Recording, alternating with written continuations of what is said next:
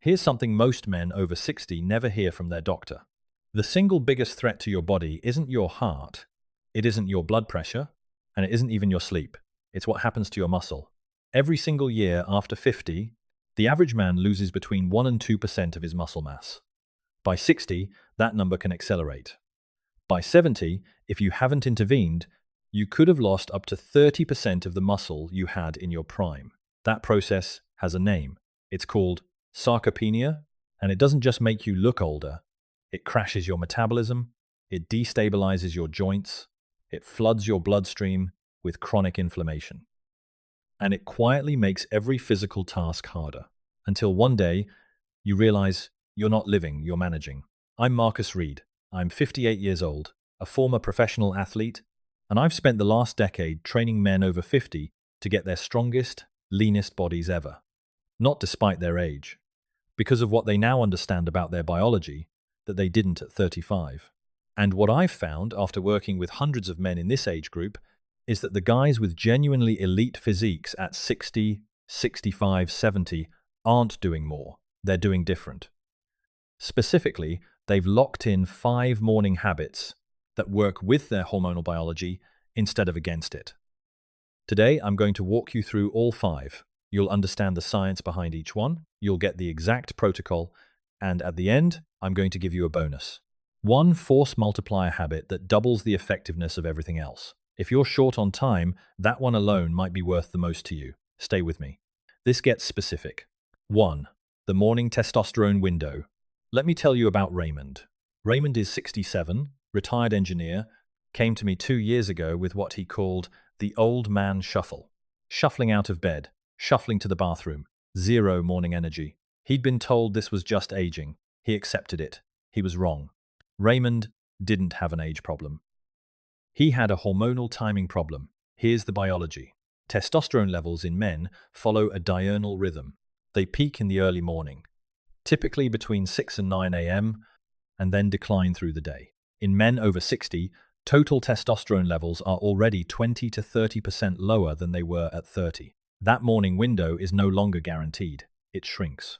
And if your first morning actions trigger a cortisol spike, checking your phone, watching the news, arguing with email, you suppress what little natural testosterone surge you have left. Cortisol and testosterone are biological rivals. When one rises, the other falls.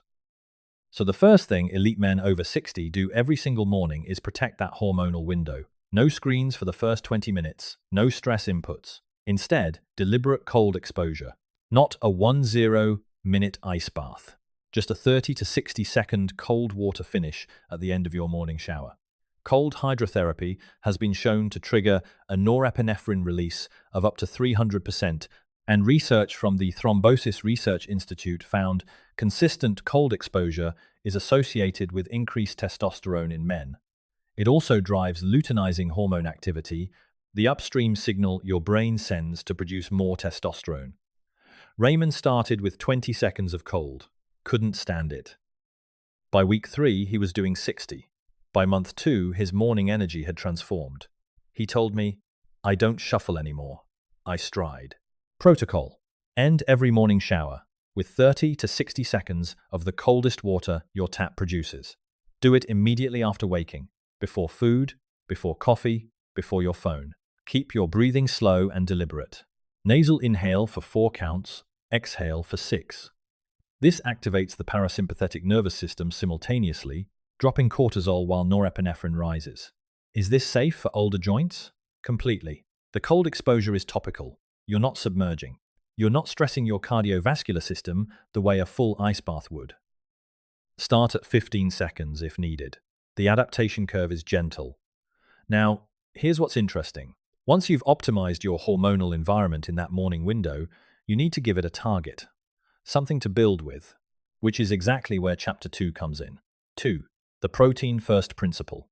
George is 71. When he came to me, he was eating what he called pretty healthy.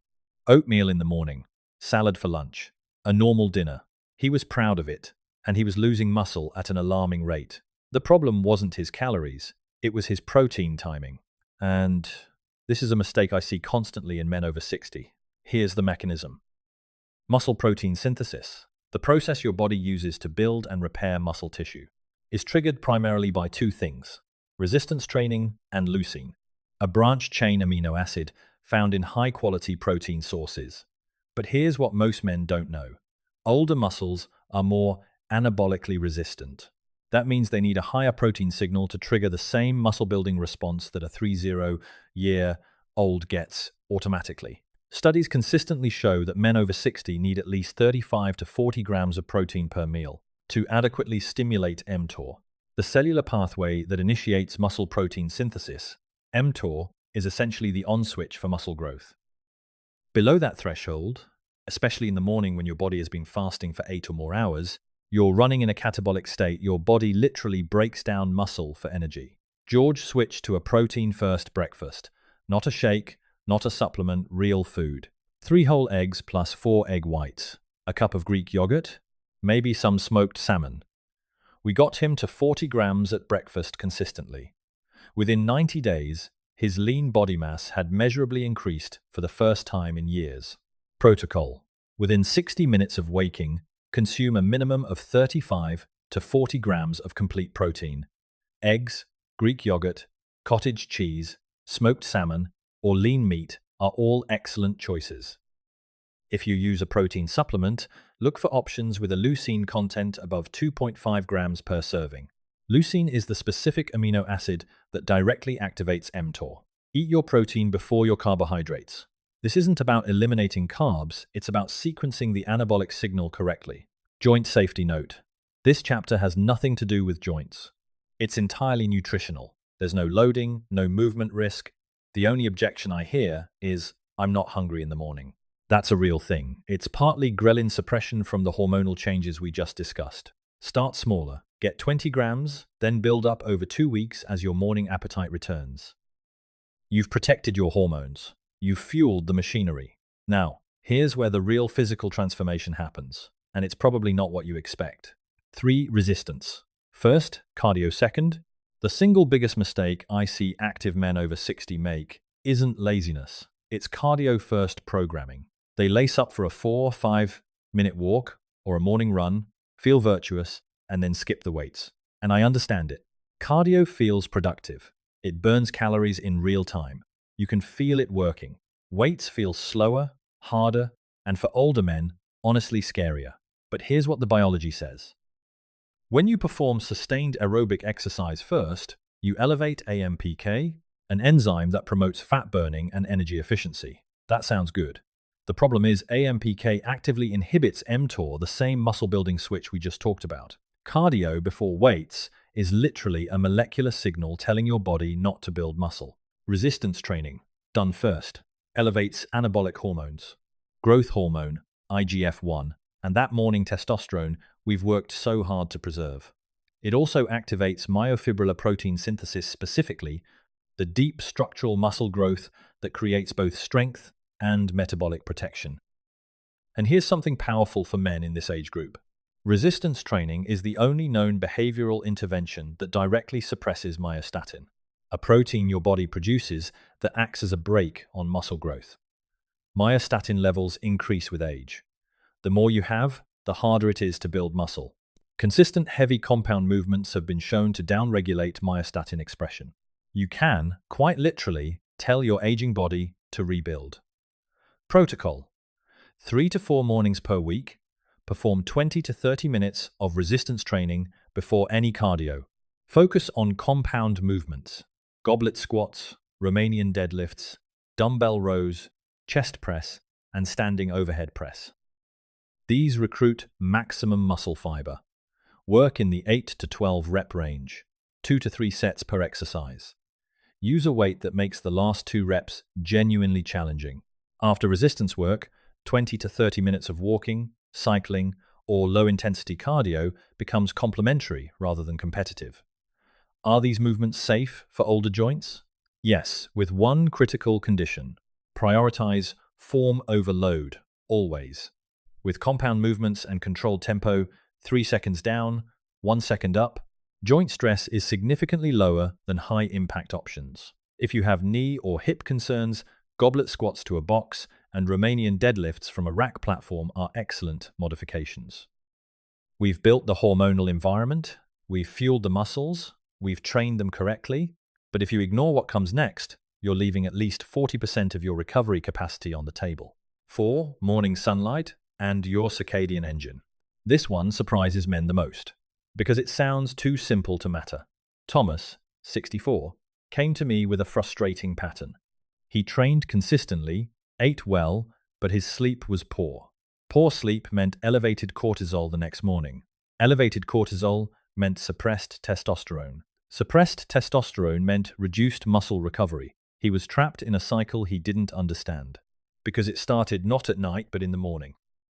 Your body's entire hormonal cascade is regulated by your circadian clock, a 24-hour biological rhythm governed primarily by light.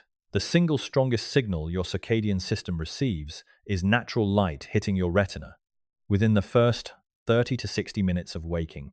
This triggers a timed cortisol pulse, healthy and brief, that sets your metabolic rhythm for the day, stabilizes your mood via serotonin synthesis, and critically cues your brain to release melatonin precisely 12 to 16 hours later for deep sleep.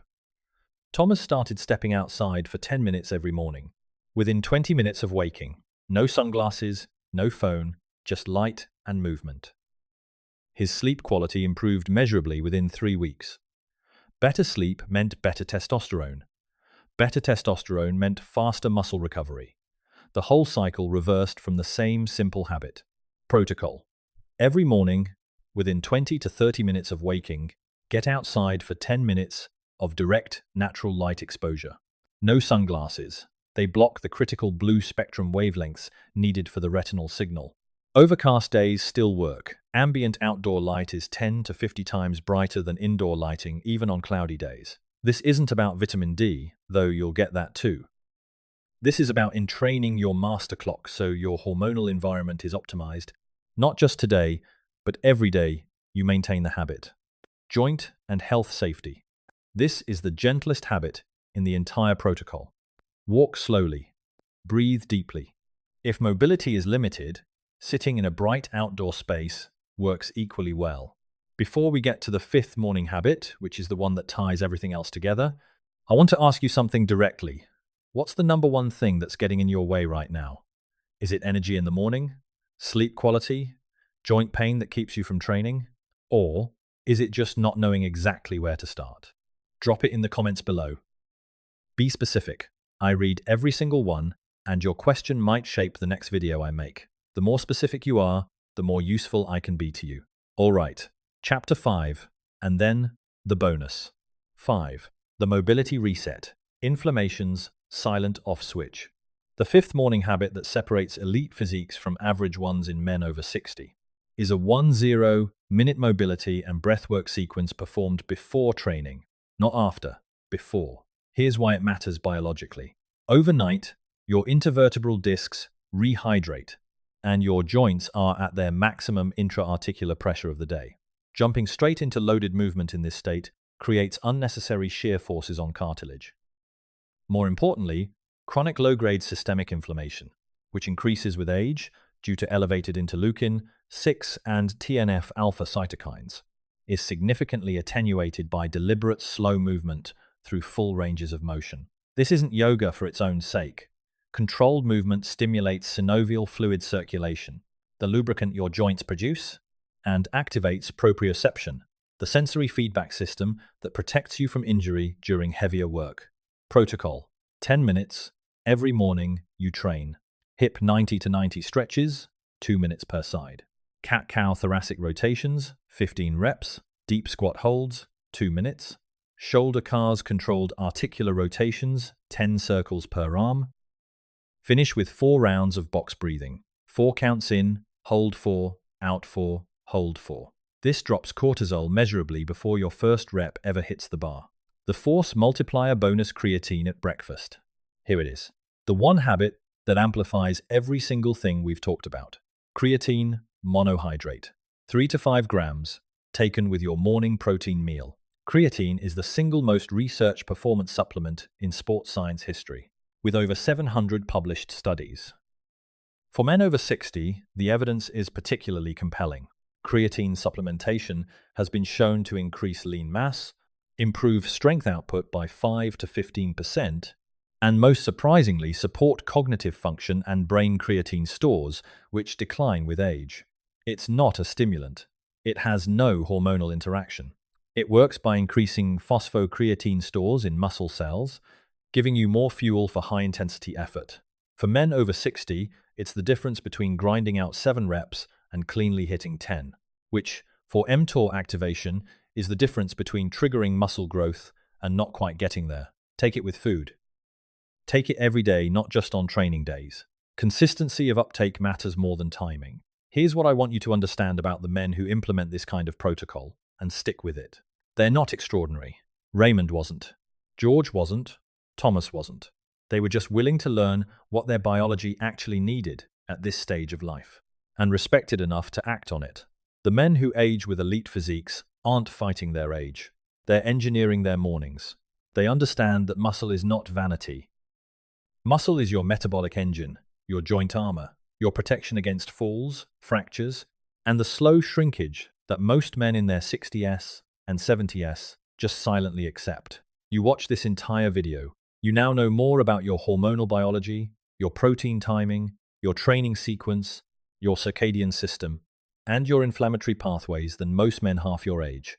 That puts you in a genuinely elite minority, the top 5% of men your age, who treat their body like something worth optimizing, not just maintaining. Don't waste that knowledge. Pick one of these 5 habits. Start tomorrow morning. Not all 5 one. Build the chain, link by link. Come back here and tell me which one you started with. Because the best time to build the body you want was 20 years ago. The second best time is tomorrow morning. I'll see you there. Strong men don't shrink with age, they sharpen.